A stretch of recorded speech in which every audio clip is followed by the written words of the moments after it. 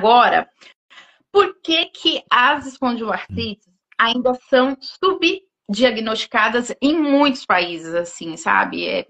Demora ainda, por mais que tenha toda essa estrutura, e eu sei que às vezes não tem um fator único determinante, né? Talvez seja uma combinação de vários. Mas, assim, no geral, por que ainda demora tanto?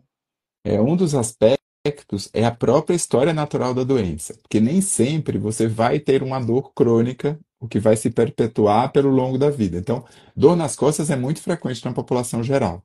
Então, para a gente fazer no início da doença o diagnóstico diferencial, que não é uma hérnia, que é o quadro, um dos quadros bem frequentes, ou então uma síndrome miofascial, que é aquela contratura muscular quando a gente faz alguma atividade de sobrecarga, né? Para a gente fazer esse diagnóstico diferencial, às vezes não é tão simples, principalmente no primeiro ano da doença, porque muitas vezes muitos pacientes têm uma crise de dor que dura 15, 20 dias, depois passa 3, 6 meses sem nada e volta a ter outra crise. Então, esse é um perfil.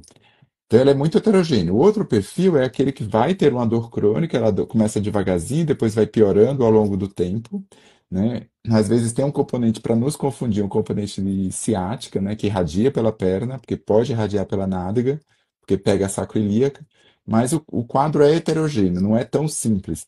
E muitos pacientes não têm aquela rigidez matinal, né, que é que mais caracteriza a inflamação, aquela dor no meio da noite.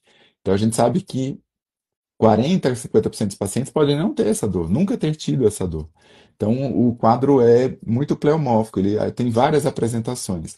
Então, a gente demora um pouco a fazer esse diagnóstico pela própria história natural.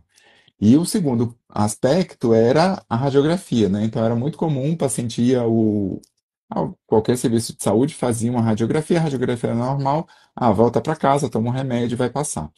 E o outro é o acesso, né? Principalmente a gente que tem um país de dimensões continentais enormes e com variabilidade gigantesca, né? Se a gente pegar nas capitais, com o interior e lá no interior do interior, é muito difícil acessar, né? Esse paciente às vezes fica muito desamparado. Então, esse acolhimento que vocês promovem é super bacana. Além da conscientização, a gente precisa que esses pacientes sejam cuidados por alguém, né?